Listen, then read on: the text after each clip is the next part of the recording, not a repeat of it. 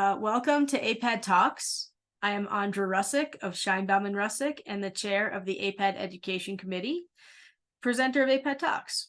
As part of our education program, we are pleased to present AIPAD Talks, which brings together prominent curators, artists, collectors, and writers to discuss thought-provoking ideas, new trends, and unique processes involved in the medium of photography. AIPAD Talks starts conversations that lead to understanding, inspiration, and action.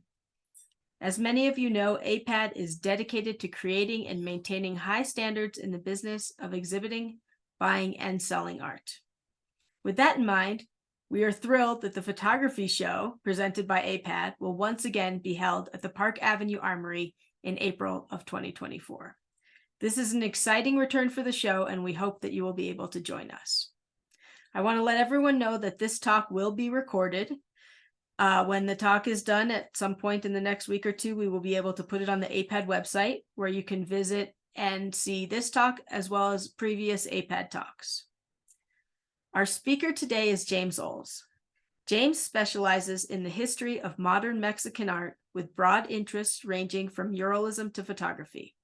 His books include South of the Border, Mexico in the American Imagination, 1914 to 1947, and Art and Architecture in Mexico, the first survey of its kind in some 50 years. Oles received his BA and PhD from Yale University. He divides his time between the US and Mexico, and he teaches in the art department at Wellesley College. In 2002, James was appointed adjunct curator of Latin American art at the Davis Museum, where he advises on exhibitions and acquisitions for the permanent collection. In 2019, he curated Art Latin America Against the Survey, featuring 150 works by Latin American and Latinx artists in the Davis Museum collection. As a guest curator, he has organized numerous other exhibitions in Mexico and the US. His most recent exhibition, prior to the one that we'll hear about today, was Diego Rivera's America, an in-depth exploration of the artist's work of the 1920s, 30s, and 40s, which opened at the San Francisco Museum of Art in July of 2022 and traveled to Crystal Bridges Museum in March of 2023. Today, we're very fortunate to have a tour of James's new exhibition, Mexichrome, Photography and Color in Mexico, which is the first comprehensive history of color photography in Mexico. The exhibition is on view at the museum, excuse my Spanish here, the Museo del Palacio de Bellas Artes in Mexico City from November 29th, 2023, so it opened last night, to March 3rd, 2024. This is a special opportunity for us to see this incredible exhibition. At the end of the talk, we'll have a Q&A. When that comes up, please just put your questions into the Q&A and I will read them to James. Without any further ado, I'm going to introduce James Oles and let him take over from here. Thank you so much and enjoy today's talk. And let me just unmute you. James, I think you're ready to go now. Hi, everybody. Everything's fine? Okay. We are good to go. All right, because I've got a great film crew here from the museum. The museum, Museo del Palacio de Bellas Artes, is this amazing Art Deco space that opened in the 1930s. And we're going to take about a 45-minute tour through the show.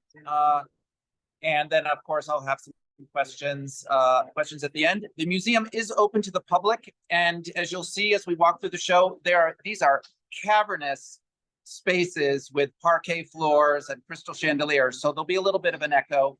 Bear with me. I'll try to speak as close to the camera as I can. So let's move into the show right now.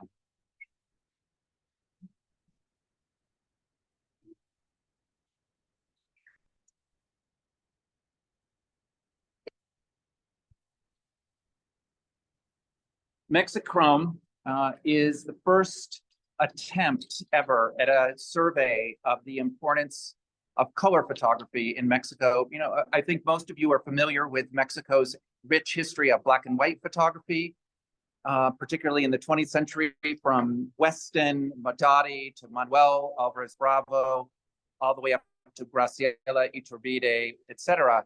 And that black and white history has been well told, well collected, and is very familiar.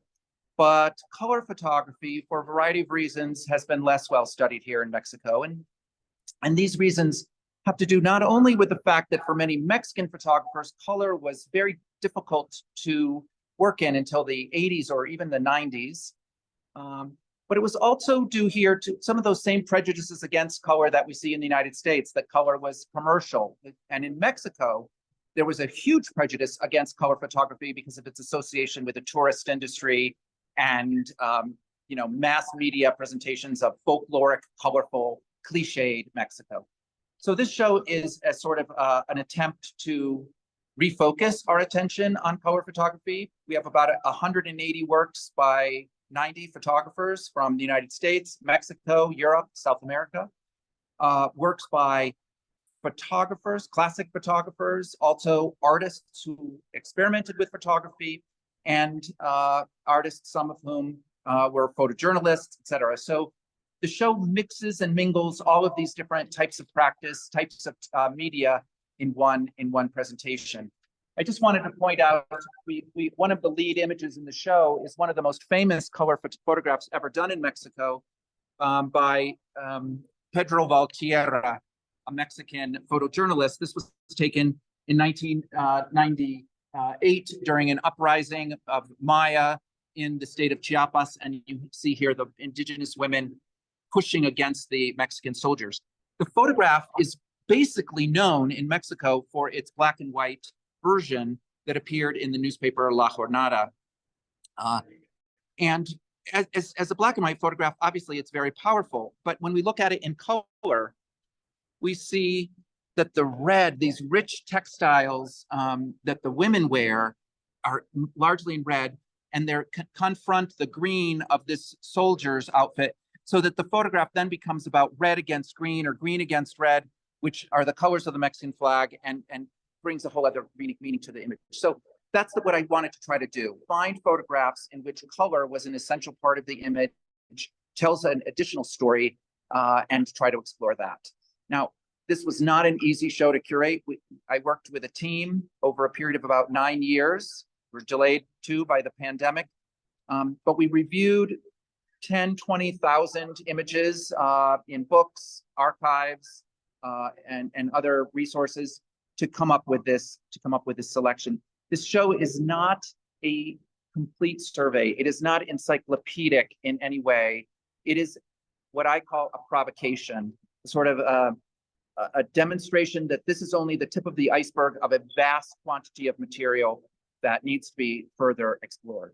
With that introduction, I will start to move through the different thematic sections of the show, talk about some particular works, and also talk a little bit about the process of borrowing and in some cases printing works, which was really crucial as well.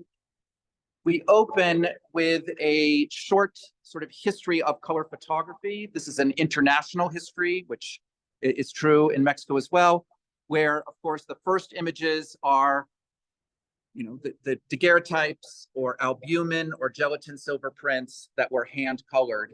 And this photograph here is really quite extraordinary. Some of you might know that Tina Madati basically worked in black and white. This is a hand-colored print, probably hand-colored by Tina Madati, that's coming as a loan from Spencer Throckmorton in New York. I'll try to call out some of the AIPAD dealers when we walk by their works. Then we move through, the autochrome,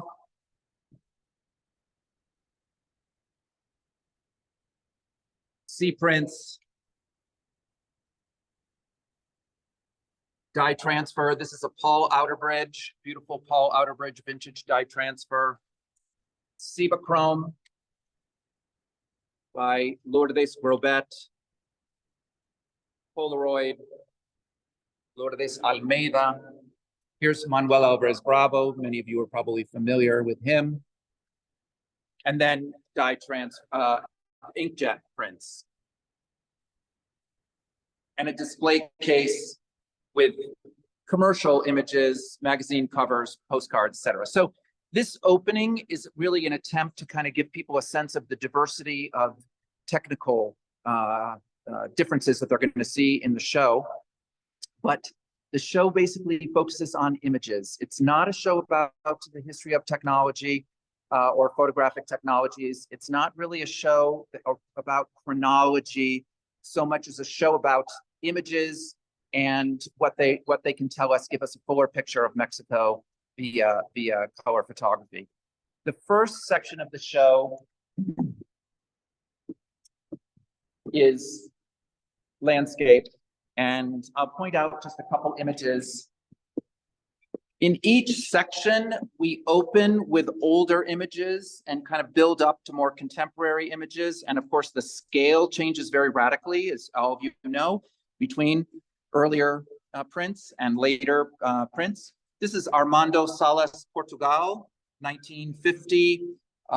It's a gelatin silver print that he hand tinted with thin oil paints. Of course, by 1950, we had color photography in Mexico, color film imported by Kodak already in the 30s here. Although for most of the late 30s into the 40s, 50s, 60s, we see that most Mexican photographers had very little access to color film. And the color was being used much more by photographers who had some budget, National Geographic or Life magazine, or people that were working here for commercial agencies had greater access to color. People that were working in the film industry obviously had greater access to film stock. Of course, this is going to change in the 80s in Mexico as color becomes much more accepted in the art world. But ironically, in the 80s in Mexico, the economy is so bad that even then photographers had a great difficulty working in color. And really, we're not going to find an explosion of color work by Mexican artists until the 90s. We've got this beautiful hand-colored print by Arno Breme. And you might have to pull back a little bit so we don't get so much reflection. Here we've got Elliot Porter. These are dye transfers of his series that he did in Baja California in the mid-1960s. These come to us from Scheinbaum and Russick. I have to say one thing, we were so lucky to have a lot of generous photo dealers, probably all of whom are members of AIPAD, who helped us with loans. This is becoming one of the most complicated things for museums here in Mexico, bringing professionally shipping loans, art loans to the country becomes almost prohibitively expensive. And we had a lot of generosity in terms of people dropping off things at collection points. And I want to thank all of you who did that. Here's, from those more idealized early landscapes, we see the landscape in, interventions in the landscape, the contamination of the landscape, the destruction of the landscape. This is Pablo Ortiz Monasterio, a view of the Iztaccíhuatl volcano through a tire. And right next to it, Gabriel Orozco. This is a Mexichrome from 1992, the sort of, terror of the contaminated landscape.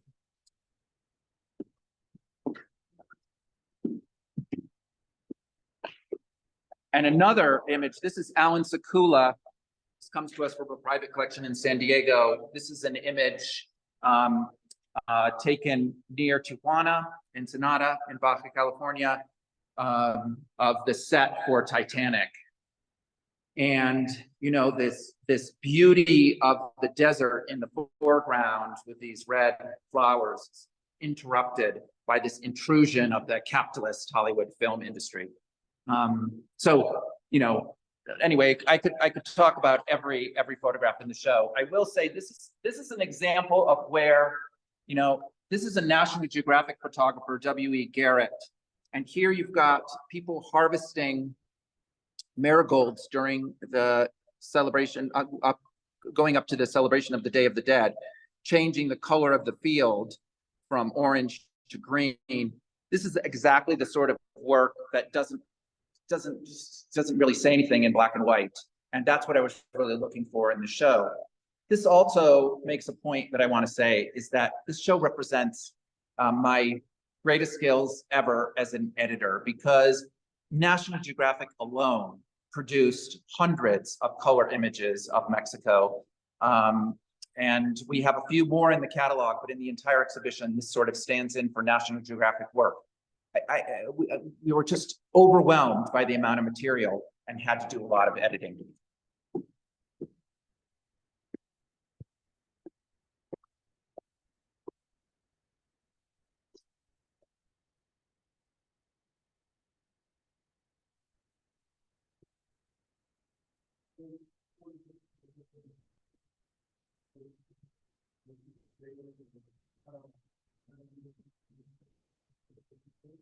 So this second section of the show, the second thematic section, is the pre-Hispanic past.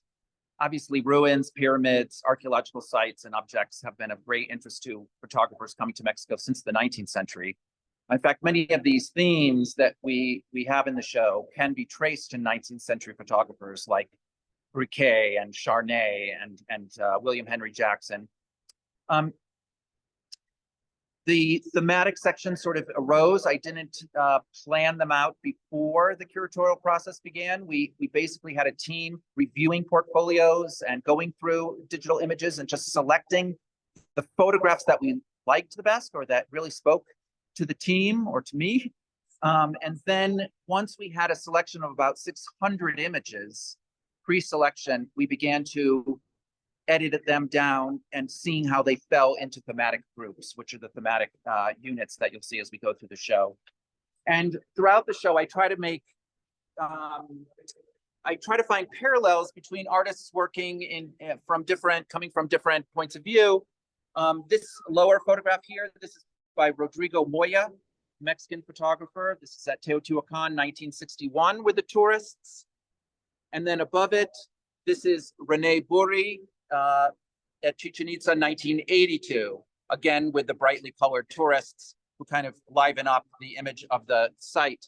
And we have a lot of photographs from Magnum. 14 Magnum photographers are included in the show. It's really, that is a big representation here. We were seeing these, you know, there's a lot of juxtapositions in the show where I'm trying to cluster work by different artists and find parallels.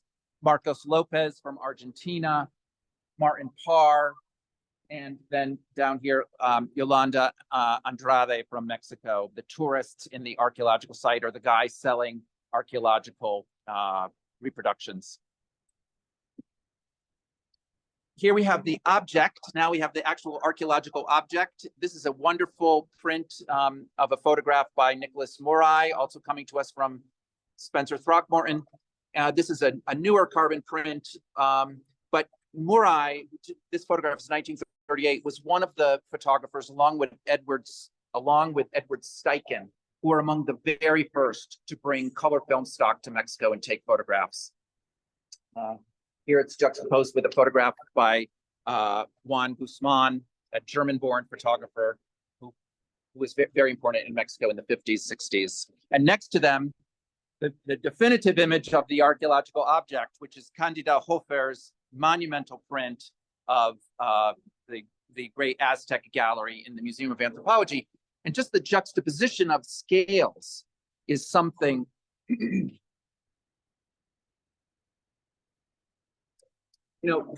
just as the insider curatorial approach, it's not only that I'm trying to juxtapose images that are in dialogue with each other, but deal with vastly different scales and often chromatic qualities. So what you're seeing on the walls, which is basically echoed in the catalog, which I'll talk about at the end of the tour, represents a lot of images kind of entered the show or had to leave the show because they either fit perfectly into this puzzle or they didn't fit. Because I could have done this show 10 times with a whole entirely different sets of photographs.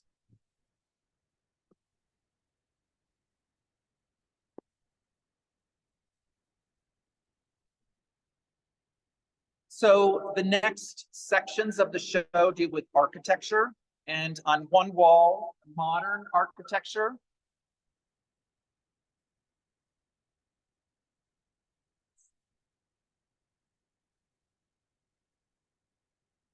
And on the facing wall, vernacular architecture.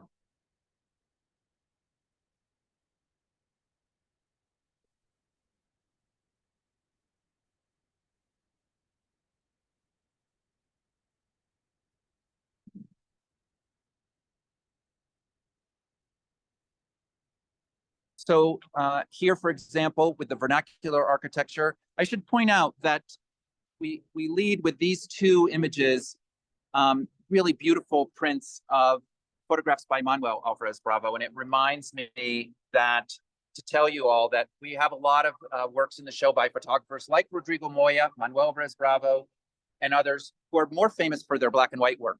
But I did a monograph on Manuel Álvarez Bravo in color a few years ago. So there's a whole book on that work. Here, these colored facades of the buildings in Mexico's rural areas, or even in parts of Mexico City, were of tremendous interest to color photographers. And here I juxtapose two works. These upper work here is a print of a photograph by Ellen Auerbach, who worked with Elliot Porter in Mexico in the 50s. And then down here, Joel Meyerowitz, a photograph taken in 1971, but again, of one of these wonderful house facades. And again, Scheinbaum and Rusick were very helpful with the Auerbach, and Howard Greenberg was helpful with Joel Meyerowitz. These are probably names that are familiar to many of you. Ernst Haas up here, Lázaro Blanco, that vintage dye transfer print. This is a photograph by Alan Frame, Veronesa, Mexico City, 2007. This is coming to us courtesy of Tom Gitterman.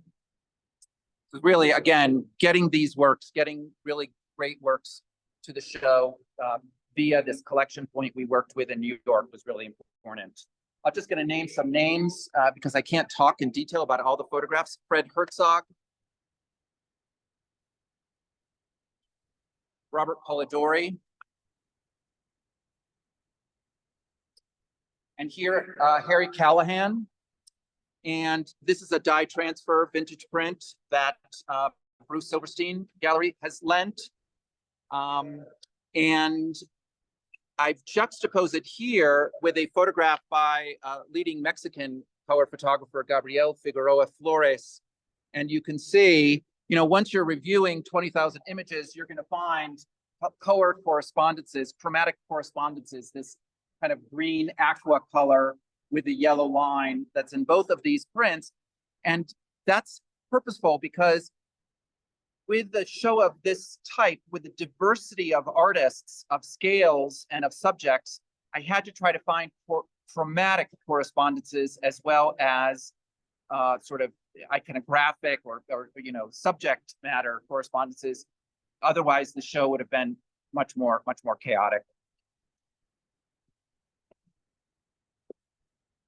These are three Mexican photographers where the image gets almost to the point of abstraction. Fernando Montiel Clint, Alejandro Echeverria, who's a very interesting photographer based in Oaxaca. And down here, Pablo Lopez Luz. And we end here with a photograph by Alex Webb. And we'll come over now just to kind of trace back.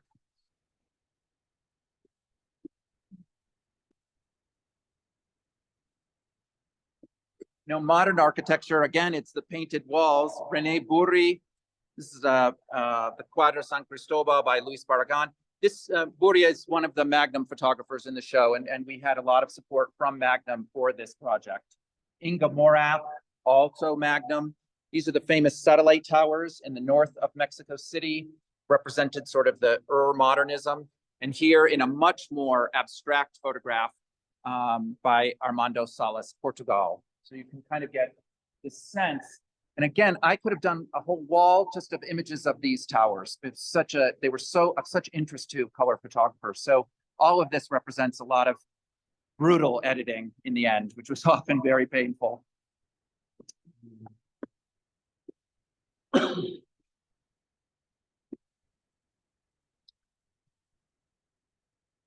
There's some images in the show. What I really wanted to avoid, and I think it's very important for a curator working at a project like this from a Mexican perspective, is to avoid an overdose of color cliches. You know, Xochimilco, piñatas, folk arts, tacos, salsa, and all of that. I mean, there's all of that is in the show somewhere, but I wanted to also kind of use color to show a diversity of the experiences people have had in Mexico. This is a pair of photographs that I think if you saw them, you wouldn't know they were Mexico. And that's partly the point. This is Nan Goldin, Brian in a hotel room in Merida, 1982, with the bed, sort of simple Mexican, the bed here in the hotel room. And if we see next to it is a print by Robert Polidori, a hotel in Guanajuato from 1971, which is a fascinating subject for a photographer coming to Mexico. But this kind of international space that's not specifically local was something that I wanted to communicate, particularly in this section of the show. Adam Weissman, and this is coming to us from Patricia Conde. Ramon Lopez Quiroga here in Mexico City was also very supportive of the exhibition. Photographed by Guillermo Serrano, contemporary photographer who has done a whole series of images of this weird modern architecture, domestic architecture of these drug dealers in the state of Tlaxcala, where he's from. So I tried to bring in regional photographers based in Mexico's different cities besides Mexico City, not to have it a purely Mexico City centric show. But also I want to point out with this image by Serrano that this is one image from a long series, an extended series. And that's true throughout the show. I point out that in many cases, you know, it's not only I had to select the photographer, then the series, and then the image or two images from that series, which was not always very easy.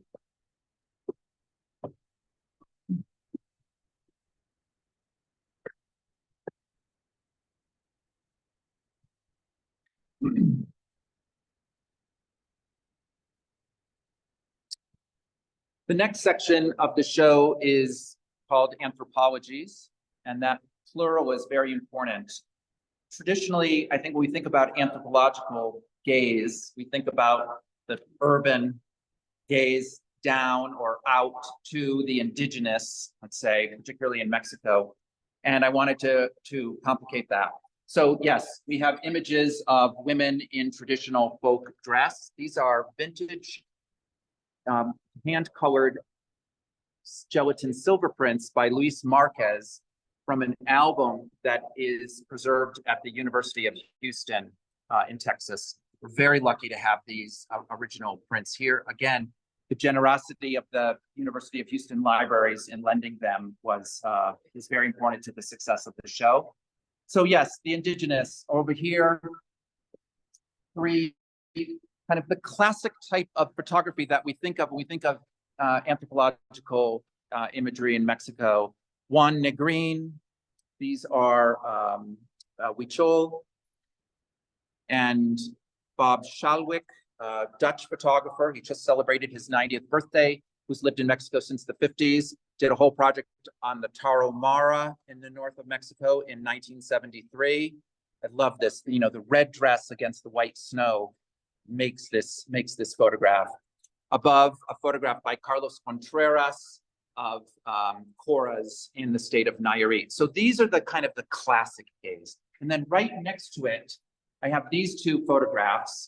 On the left is one by a very interesting Texas photographer named John Christian. He just died a couple months ago. He really merits a lot more attention.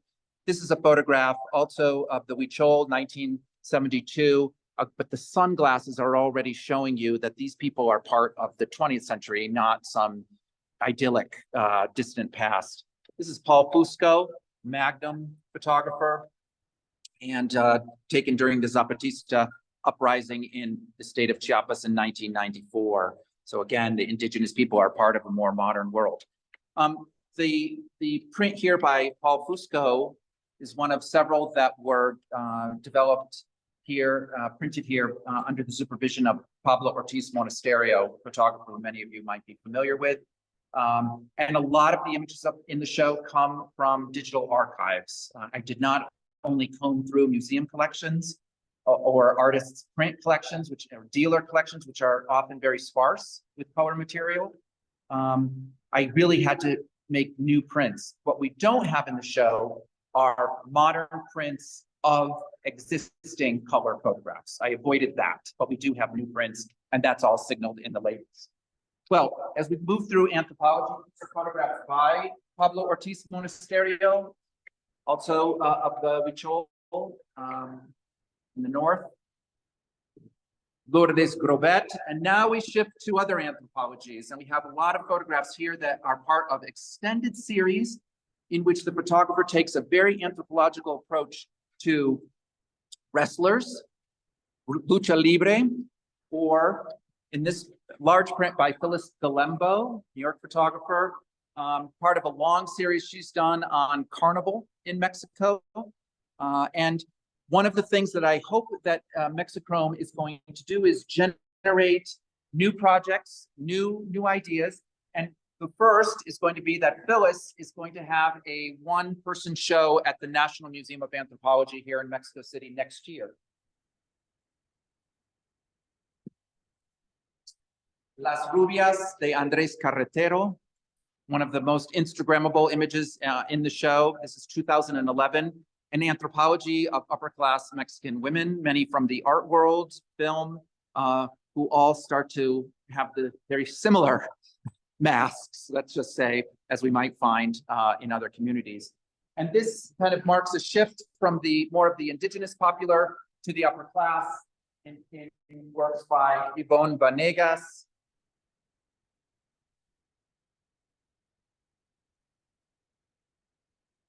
Daniela Rosell, the very famous series from the early 2000s, Las Ricas y Famosas, in which she posed friends, these upper-class Mexican women in homes, and they kind of camped it up for the camera. A very famous series. One of the things that this show does as well is kind of put some of these very iconic contemporary art projects into a genealogy. So posing somebody in their home, of course, it's nothing new. Here we have a series by Mexican photographer Lourdes Almeida from the early 90s, called a series that she did on the Mexican family. These are 4 of 130 plus photographs taken across the country from Campeche to central Mexico, Mexico City, etc., that show the sort of ethnic and cultural and economic diversity of the country through the project. So a lot of these color photographs are part of these wider projects that simply impossible to present in depth. Here an even earlier photograph, also coming out of Magnum, one of my favorites in the show. This is by Bert Glynn, and it's from 1962. It's these 3 children of a wealthy hacienda family posing in their home, and with this amazing yellow rebozo that she wears, or his charro costume, and his brother's is even more amazing in green over here. And this is from the Magnum archive. I'm not sure this photograph was ever printed or used in the period. So there are some very familiar icons in the show that have appeared, particularly in contemporary art projects, but also a ton of work that's never been displayed to the public at all. This is another favorite. This is by Susan Miselas, Rufino Tamayo, the painter, in his pool in Cuernavaca with his wife reading the paper in the background. And that turquoise pool is just incredible. Quickly, a very interesting project by a young Mexican photographer, Eunice Adorno, a series of Mennonite women.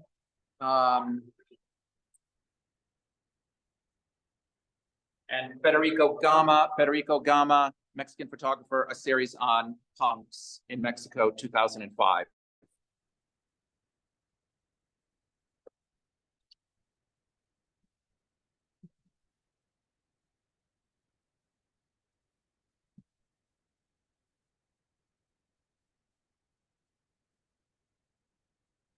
This section is a little dark, darker in this section. It's called Anxiety and Violence. This is obviously a major theme, particularly for visiting photojournalists. Violence, death,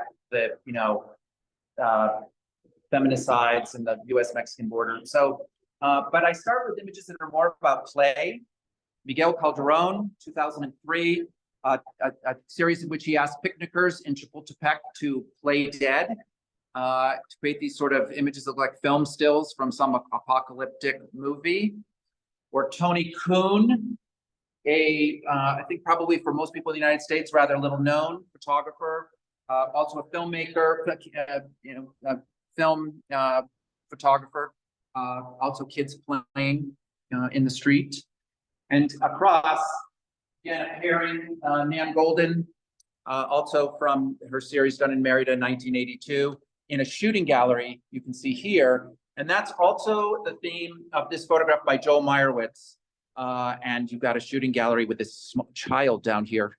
It's strange. So, this correspondences in terms of an interest. And the Nan Goldins come from Mocha in LA, and this Meyerowitz was lent again by Howard Greenberg. A lot of Magnum work in this section of the show, neon images, nighttime.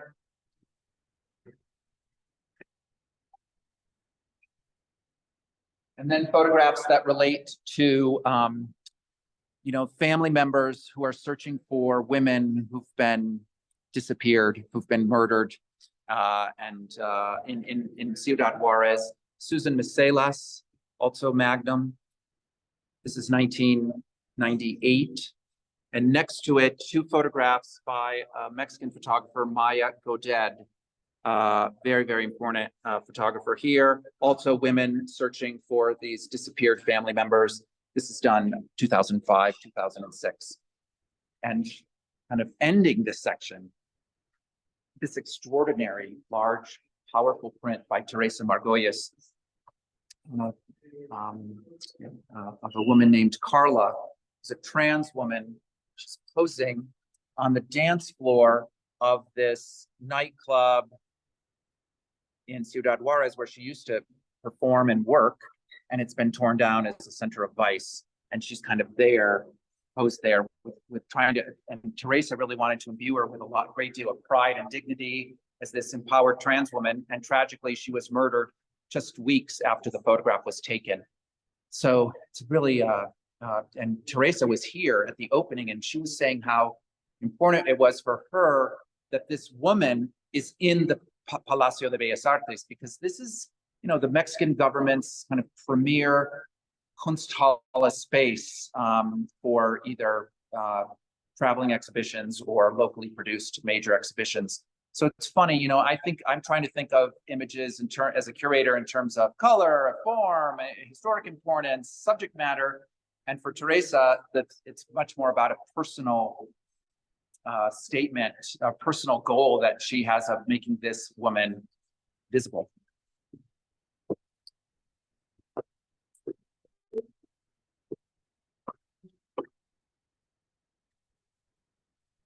The next section, markets and commerce. Well, almost nobody who ever came to Mexico as a photographer wasn't interested in the local markets and their vibrant colors, either historically. This is a beautiful vintage hand-colored gelatin silver print by Hugo Breme, one of the most famous Mexican photographers of the early 20th century, alone from Throckmorton Fine Art, with all these traditionally dressed people.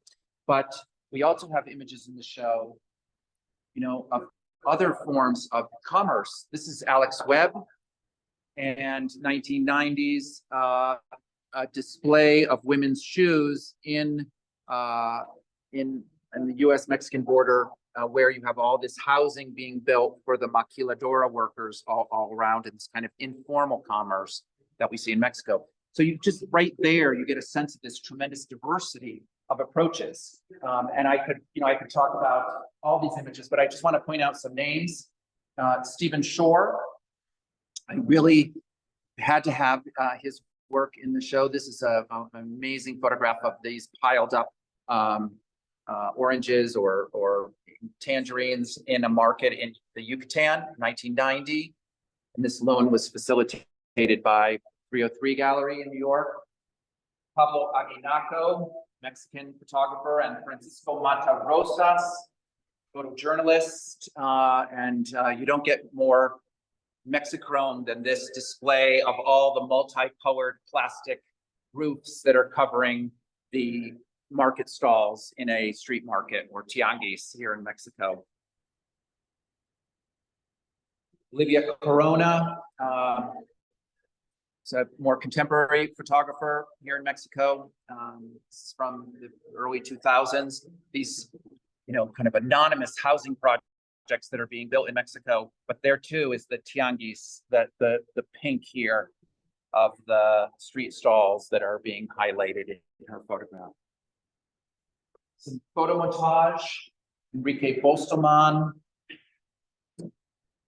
digital work, but there is an original photo montage for this, but this is a print.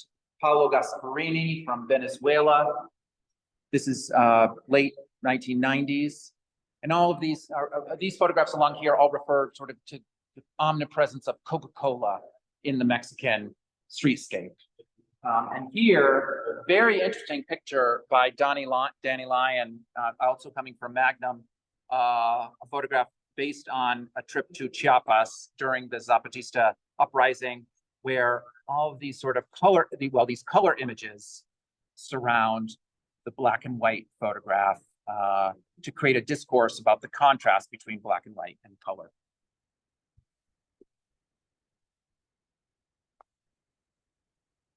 And religion and ceremony, again, like the markets, churches, fiestas, and altars, major theme. We open here with two really beautiful prints by Elliot Porter. These are vintage dye transfer prints from a private collection. And they really are extraordinary to see in person. Both of them were taken inside churches, in this case in the Yucatan. Porter, many of you probably know, came to Mexico on two major photographic excursions, one in the mid-50s and another in the 60s in Baja California. And this work is so important in the history of Mexican art, but it has not formed part of the history of Mexican art. And these prints like this by Porter have barely ever been seen in Mexico. Were done in churches with no artificial light, long exposures with, film that wasn't so sensitive at that time. It's really very happy to have them here. Want to point out, among everything, a sequence of images on the Virgin of Guadalupe. It's omnipresent figure in the history of Mexican art, and this first one is Gilberto Chen, a Mexican photographer, just with a little, the little paper postcard of the Virgin in this close-up. And then we come back. This is a series by a Mexican photographer named Alinka Echeverria, called On the Road to Tepeyac, or El Camino a Tepeyac. It's a series of over 120 images of pilgrims going to visit the Virgin of Guadalupe at her basilica in December, around the time of her holy day, December 12th. And she took photographs of them from behind to highlight what they wear and what they carry, whether it's the man's sort of the scarf that he has on the back, or here, a whole installation with an image of the Virgin in this box with the Mexican flag, and then the blankets and clothing that this guy has been carrying from his village all the way to Mexico City. A very interesting series from 2010. And next to it, one of the more spectacular images in the show. This is also by Lourdes Almeida. It's a Polaroid collage, over 300 Polaroids of the Virgin of Guadalupe in a frame designed by Lourdes Almeida. What she photographed actually was a painting of the Virgin done by her mother. And Polaroid here in Mexico, as in the United States, even more here, was employed by a lot of photographers in the early 80s. This photograph, 87, which the 80s was a time of economic crisis in Mexico. And so artists that were interested in color often had to make do with what they had, and Polaroid was one of them. Just quickly, two prints by Ruben Ortiz Torres, one earlier one from the 1989. He's now at UC San Diego. Lourdes Andrade.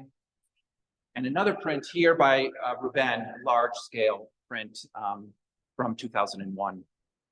Really extraordinary image. These are displays in downtown Mexico City during Three Kings Day in January, where people would go and pose with the three kings, and it's all this mishmash cultural explosion of Disney and popular culture with Catholicism and viewed with racism and classism and a whole host of things.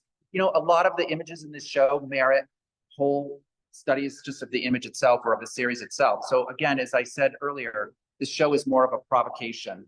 It's more of my goal is really that this makes people think, oh my God, there's just much more behind all of this, and we need to keep exploring and doing more projects. Final section of the show is small, dedicated to the Mexican flag, La Bandera. This is a photograph, again, by Francisco Mata Rosas of an altar on the border near Tijuana, 2012. And a similar place, this is a photograph by Magnum photographer Jerome Cecchini, taken in Ciudad Juarez, 2008.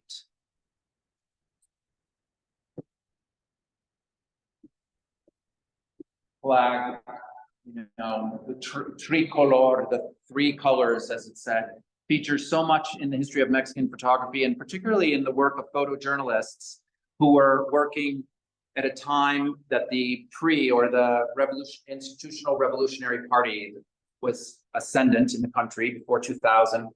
This is Rodrigo Moya, best known for black and white work, but amazing color image. That's 1975. Above it, we'll go Hector Garcia, 1983. So, and Garcia too, Hector Garcia, one of the great classic black and white photographers in Mexico.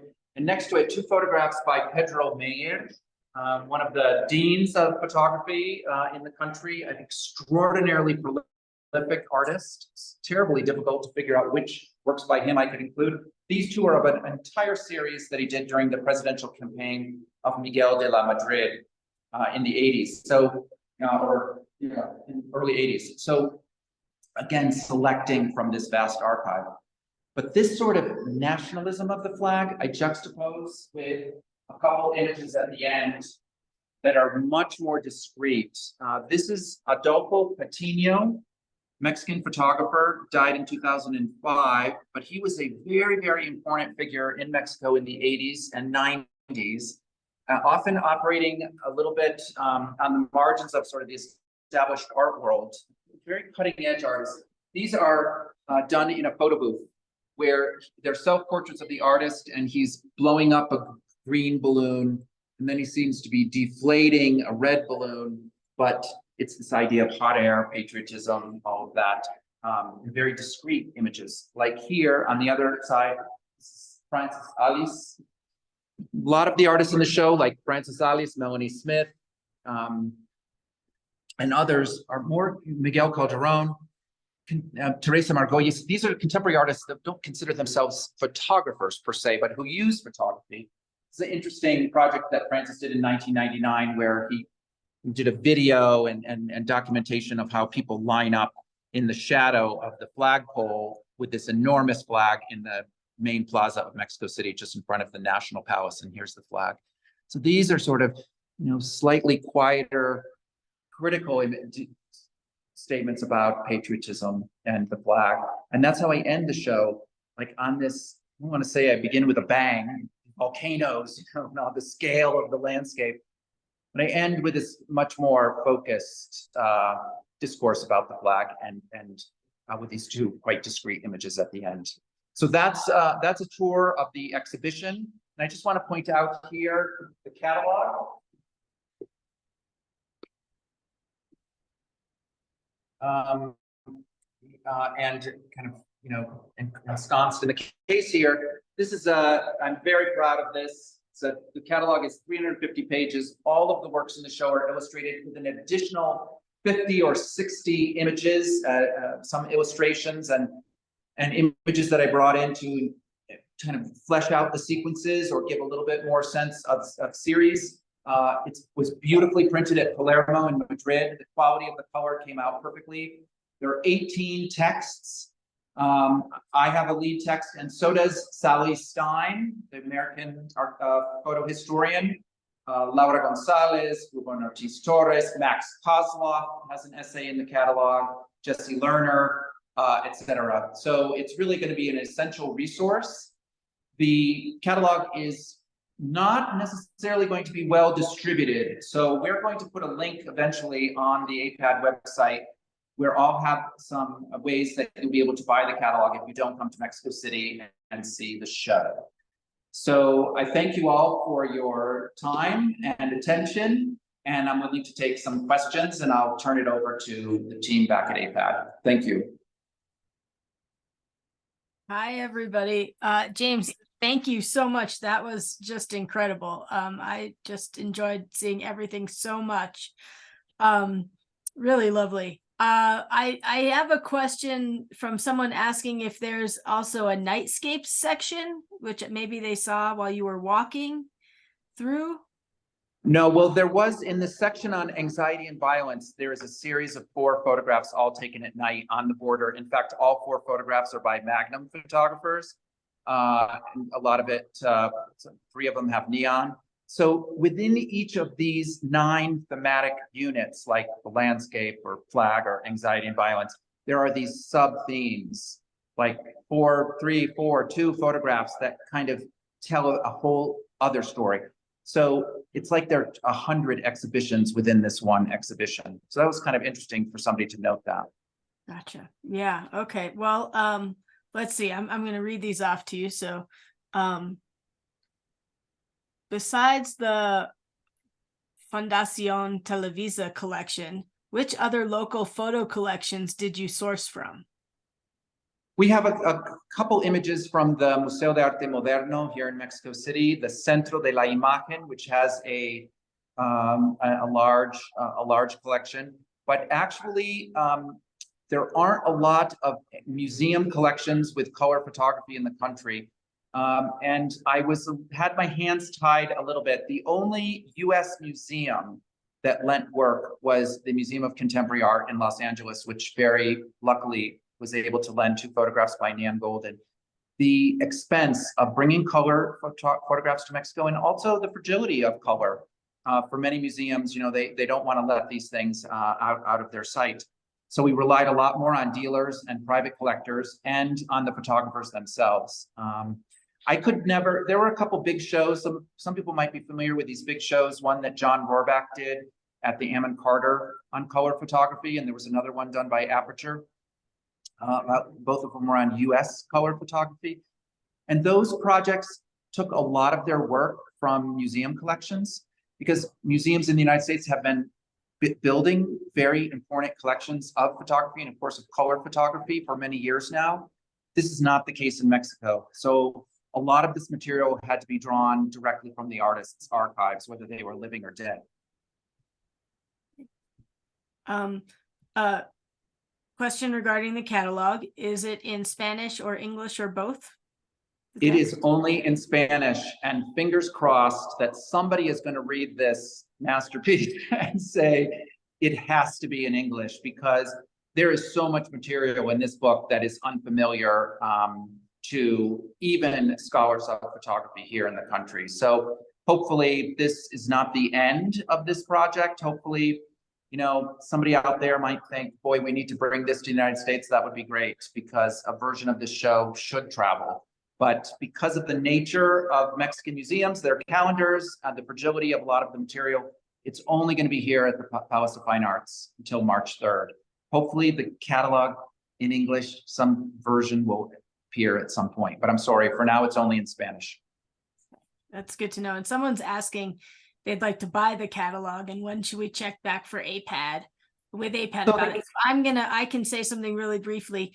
When we get this recording onto the AIPAD website, we'll send out an announcement on social media, and in that announcement we'll also have a link to where we can get the book and where you can find it. So just if you're on social media with us, Instagram, Facebook, log on. We will put an announcement out about checking our website, and we'll try to get everything to you guys as soon as possible. Yeah, and those of you who are going to AIPAD in February, you know, I hope we'll make sure that all of the dealers who supported us, particularly the New York dealers, and Scheinbaum and Russick, you know, have copies there, and hopefully, you know, we'll make it possible to acquire. Believe me, it's in my interest. Just that the museum doesn't have a website in which you can buy the catalog. We'll have to figure out kind of a workaround situation to that. Well, I look forward to seeing it. So I'm hoping, you know, we'll figure out a way so everybody else can have it and, you know, look through it, attempt to read it for now in Spanish and see everything. Now there's someone saying it's a wonderful show. I look forward to seeing it in person. Are you planning any tours during Zona Mako week? I am, and I'm only one human individual, although I'd like to clone myself sometime. So during Mako, I already have some tours set up, but I would love to do a tour for a group of AIPAD people at Mako. But somebody out there in the AIPAD world, you know, might reach out to me and say, hey, we're 3 or 4 people, and you know, the more the merrier, the better it is for me, and we will make it happen. So just reach out to me. My email is james.oles@gmail.com. Okay, wonderful. And then I have 2 more questions, and then I think we're going to wrap up, everybody. You know, it's been a beautiful tour, but we all have to get back to things. I'm sure James has other things to do. So 1, will the exhibit travel to other Mexican cities? And 2, what are your hopes for those in Mexico, in the Mexico City audience, to take away from the show? Well, it's not traveling. It's not traveling within Mexico.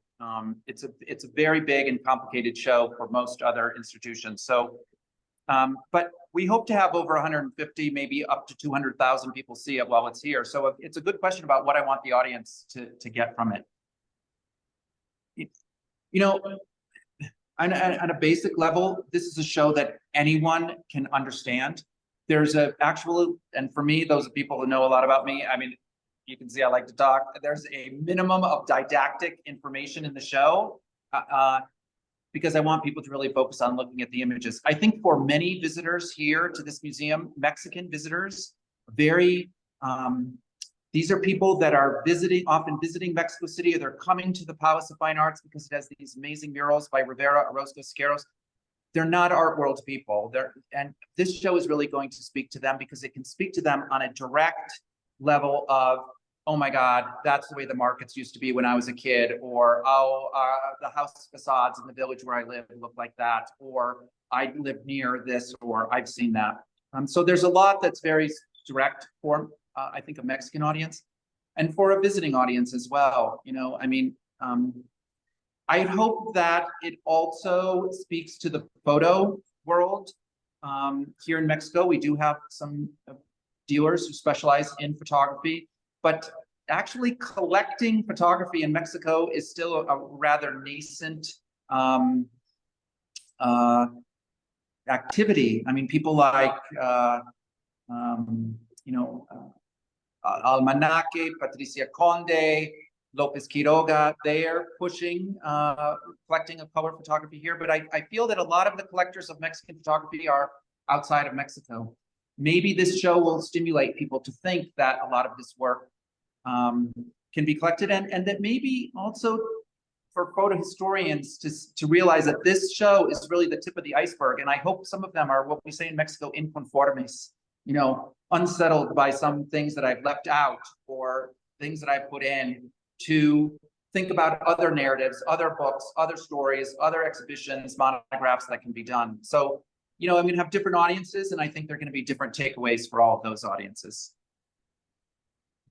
Wonderful. Well, James, thank you so much for your time. This has just been a wonderful experience. And I want to thank everyone for joining us. And like I said, this will be on the AIPAD website sometime soon. And I hope you all will have a wonderful holiday season. And we look forward to another talk coming to you in January. So stay tuned for that, and we hope we get to see you all at AIPAD. James, I hope you make it to the show. I'll try to make it this year. Thank you, Andra, for the invitation, and thanks to all of Yes. you. Yes, thank you, everyone.